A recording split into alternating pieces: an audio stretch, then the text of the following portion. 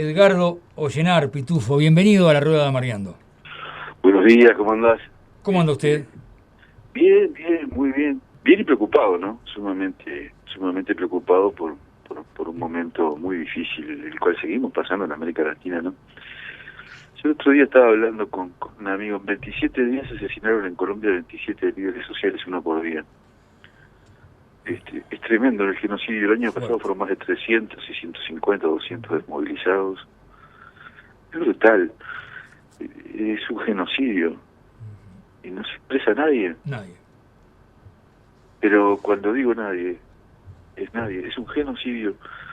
Hombres, mujeres que están luchando por mantener sus tierras, por desarrollar su vida y por sus derechos, ¿no? Por hacer de sus derechos justamente eso, una cosa concreta, que no están ni alzados en armas. No, son hombres y mujeres, padres y madres, hermanos, tíos, en fin, que los asesinan, van y los matan. A ver, van y los matan porque están peleando en contra del poder, utilizando los derechos que cualquier ser humano tiene para hacerlo. No pasa absolutamente nada, pero nadie, absolutamente nadie, dice nada acá en este país. Yo vuelvo a insistir, ¿no? Según el otro día escuchaba al futuro presidente decir que no va a recibir ni el presidente de Cuba, ni de Nicaragua, ni de Venezuela, más allá de que nosotros tenemos relaciones diplomáticas con estos países y tenemos diplomáticos acreditados y hemos tenido una larga historia en los últimos años de correspondencia desde el punto de vista del aporte científico, del aporte humano y demás, ¿no? Ni que hablar, yo que sé, de Cuba, ¿no? De las más de 80.000 operaciones de ojos que se hicieron y de cómo ha colaborado con nuestro sistema de salud en el trabajo cotidiano, ¿no? Y seguramente va a recibir o va a invitar a Iván Duque a que venga. Iván Duque es directamente responsable en la medida que en las zonas en las cuales se está produciendo esto, los paramilitares actúan de consumo con los militares, y los militares están bajo la orden del presidente, y el presidente sabe exactamente de qué se trata. Y son territorios ricos, y son territorios que son utilizados para la producción de la cocaína, ¿no?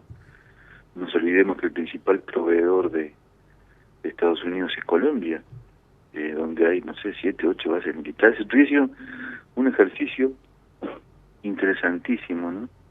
Interesantísimo, paracaidistas estadounidenses y colombianos, ¿no? Yo en ese momento me pensaba, tal vez muchos pensábamos, ¿no? Mirá vos, se estarán preparando para que uno de los flagelos más grandes que tiene el país, el imperio más grande del mundo, sea combatido y bueno, y van a ir tras los paramilitares, tras los narcos, ¿no? Que están trabajando junto con la DEA y junto con los militares yanquis allá y con la CIA y demás. No. Es una demostración de fuerza para Venezuela, ¿no? Pero no, para la interna no pasa absolutamente nada. Y bueno, y acá nada, seguramente van a invitar al cómplice de este genocidio, pero yo no lo vi expresarse, sí vi expresarse a otra gente, ¿no? Sobre el golpe de Estado y en este momento la dictadura cívico-militar que existe en Bolivia, ¿no? A mí me interesaría recordarle el exilio de Wilson Ferreira Aldunate, ¿no? Un integrante del Partido Nacional que durante la dictadura cívico-militar tuvo que sufrir un líder histórico, ¿no? Recordarles el asesinato del Toba. Bueno, la misma dictadura, la misma metodología, es exactamente la misma metodología. Hay una dictadura cívico-militar brutal que persigue ferozmente, tortura, asesina más de 30 asesinados, no sé, cientos, miles de heridos, gente que a la cual han prendido fuego su casa, ¿no? Líderes que están en la clandestinidad, porque eso es Bolivia. Y no dicen nada. Así una vuelta dijo Larrañaga, ¿no? El futuro jefe de la policía y de esas cosas, ¿no? Que nunca habían apoyado una dictadura. Ahora la están apoyando. No solamente la están apoyando, sino que no me extrañaría que los invitaran y que invitaran a Guaidó también, ¿no? Personaje ya a esta altura del partido de la burlesca, ¿no? Payasesco, que fue golpeado en la cara por sus propios aliados. En realidad se partió la derecha. Pero hay una cosa que es muy interesante, ¿no? Además de haberse partido la derecha en Venezuela, ¿no? Si nosotros analizamos todo el espectro político de América Latina, la derecha está partida en toda América Latina. Si bien tiene un elemento cohesor y eso les permite también abarcar varios sectores de la sociedad, está partida, y no está partida tanto por aspectos ideológicos profundos, ¿no? De cómo hacer mejor las cosas, de cómo mejorar los países, no. Está partida exclusivamente por temas de poder y por temas de quién se apropia de la mayor porción de riqueza, de la mayor porción de las propiedades de todo lo que en definitiva les permite vivir como viven en cada uno de los países. En Perú ahora, no sé, debe ser el fragmento más fraccionado de la historia, casi todo de derecha, ¿no? En Colombia están absolutamente partidos. En Venezuela ahora quien fue electo como presidente del Parlamento es un tipo de riñón de Guaidó que lo trata de corrupto y vota en contra de él, ¿no? Y queda como presidente sin ningún problema. En Paraguay es terrible, ¿no? En Brasil logran la coherencia a través del mantenimiento de los secretos sobre los robos escandalosos que han hecho y que siguen haciendo en el país y cómo lo están destruyendo, ¿no?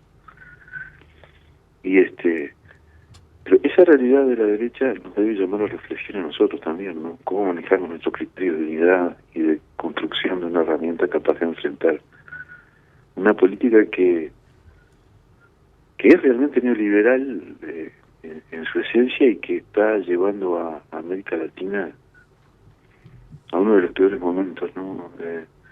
Yo cuando aprecio lo que está pasando hoy en Argentina es algo impresionante, ¿no?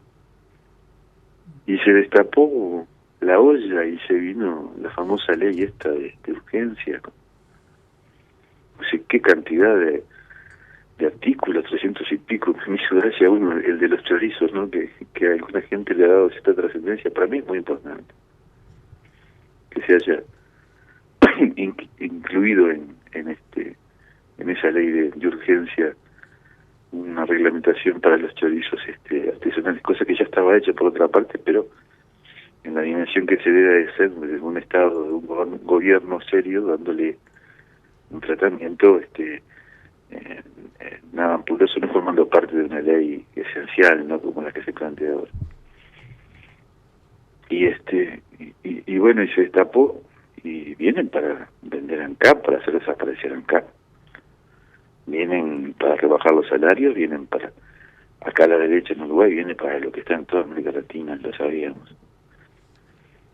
Vemos que las primeras respuestas son buenas. Nosotros tenemos algo que yo quiero reivindicar en la discrepancia, en las calenturas y en las discusiones que se operan, que se producen tanto en el movimiento sindical como en el Frente Amplio. No hay la intención de apropiarse de las riquezas de nadie, no hay la intención de apropiarse de espacios de poder para construir grandes palacios. No, lo que hay son ideas contrapuestas, de las cuales afortunadamente siempre salen síntesis, que en muchos casos no son las que quienes defendemos tal vez algunas posiciones más radicales sean las que entendemos más acertadas disparatada, pero salen esa síntesis, y creo que es una buena señal para este gobierno que se inicia, este gobierno que contiene nazifascistas en su interior, ¿no? Reivindicadores y apoyadores de la tortura, del asesinato, la desaparición y demás.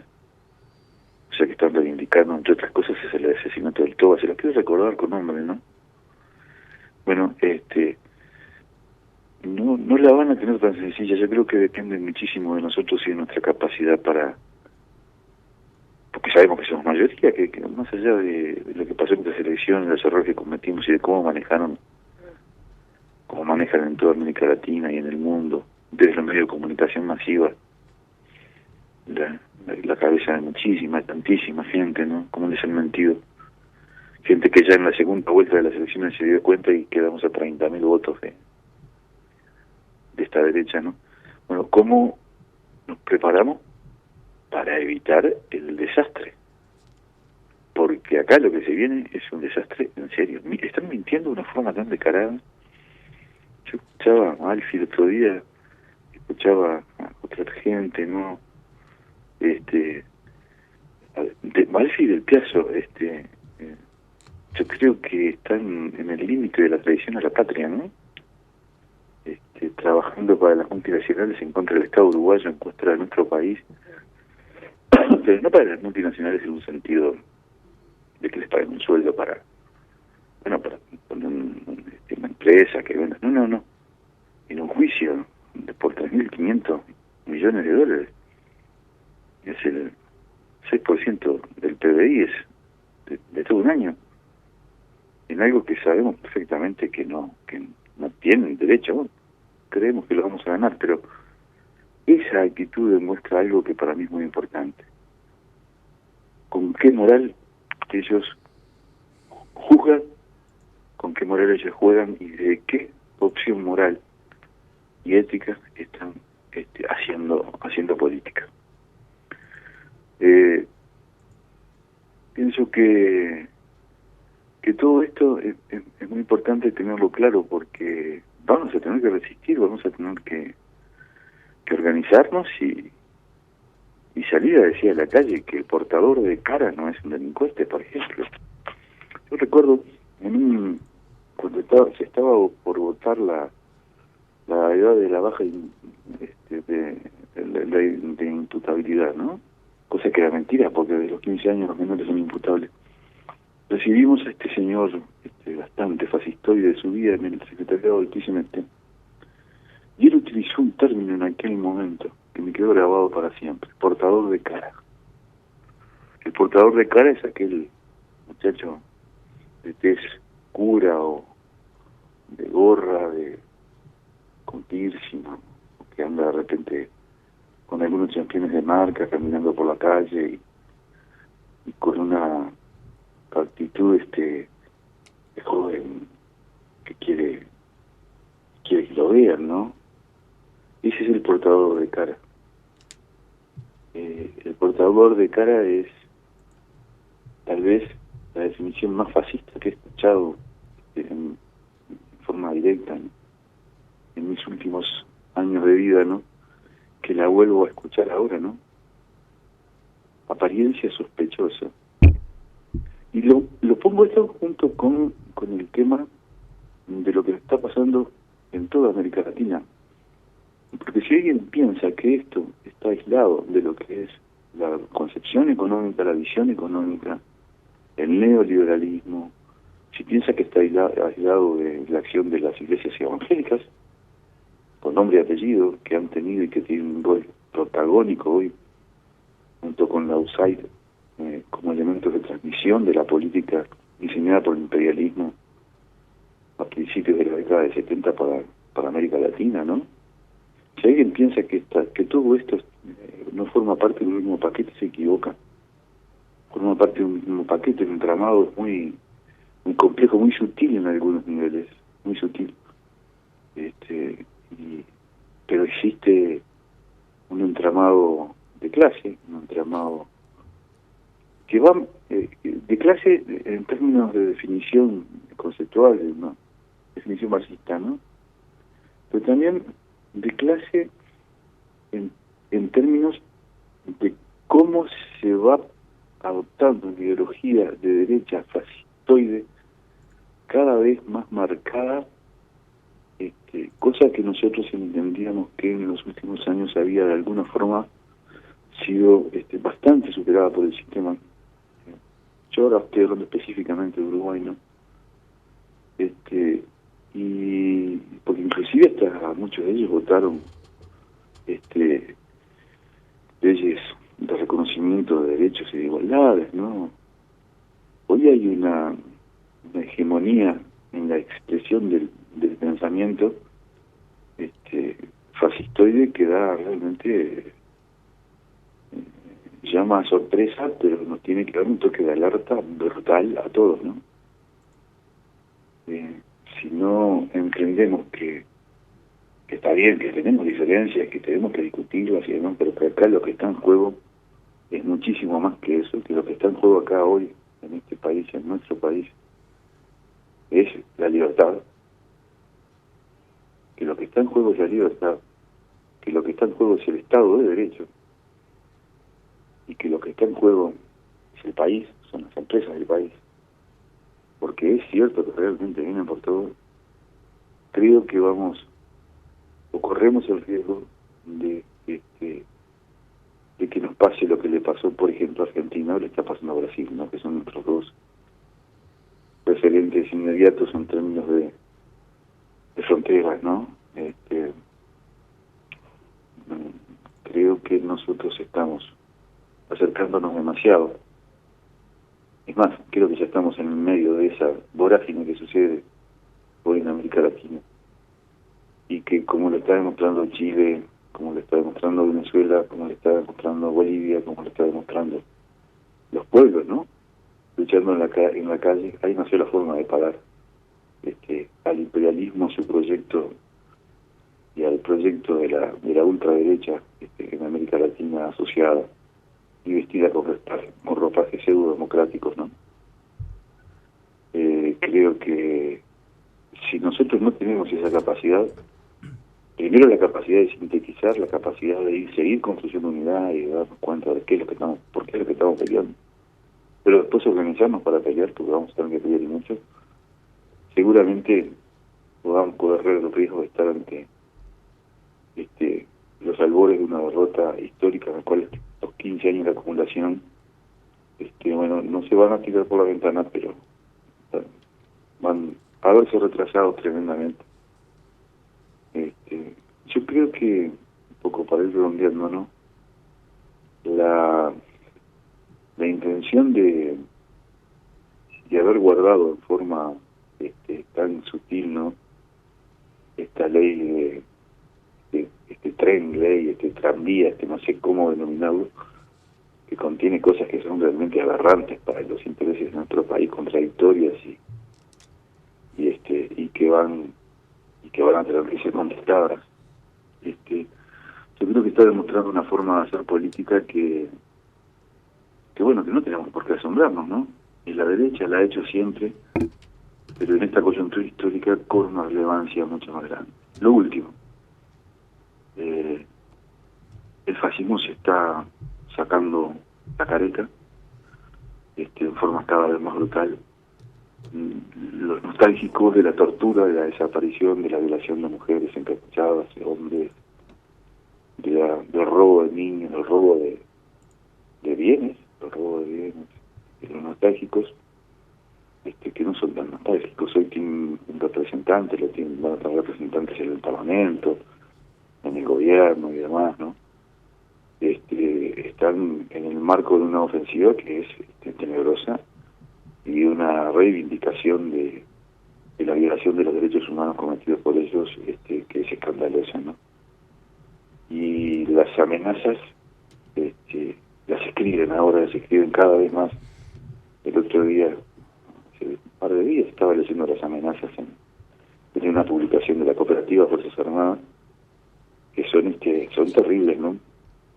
Creo que afortunadamente siguen siendo una inmensa mayoría de la sociedad, porque más allá de que hoy tenga una expresión parlamentaria y muchos no los hayan votado por estos planteos están presentes. Creo que Uruguay ha tenido un debate, ha tenido una práctica, ha tenido una rica historia de construcción y reconstrucción del pasado para sobre la base de verdad, justicia y nunca más de poder avanzar en términos de derechos en todos los planos de los derechos humanos violados por los cobardes dictadores, fundamentalmente, ¿no? O como piedra de toque, digamos, o una de las piedras de toque. Bueno, que eso no va a retroceder en la medida que nosotros tengamos la capacidad de salir a defenderlo. Y creo que esta convocatoria es la misma que ha hecho el CNT, que va a estudiar, por ejemplo, con respecto al tema de ANCAP, la necesidad de un plebiscito para violar, están planteando violar lo que ya fue resuelto por plebiscito con respecto a las empresas públicas. Es realmente patético y bueno, y está en el límite de una serie de palabras y conceptos que prefiero no utilizar porque nadie tiene por qué oírlos, serían bastante desagradables. Pero van a ser mandados, van a ser muchísimos mandados, y bueno, se debería venir. Un placer, como siempre, escucharle, mi estimado Llenar. También un orgullo realmente que podamos contar contigo cada 15 días con tus reflexiones. Un abrazo grande a todos. Sí. A todos. Vayan abrazos de acá, de quienes están aquí en la radio, en el recinto, hacia donde se encuentre usted. Y nos reencontramos en cualquier momento en la comunicación. Un abrazo grande. Edgardo Ollenar compartió reflexiones aquí en la Rueda de Amargueando, como siempre, en la 1410, como siempre.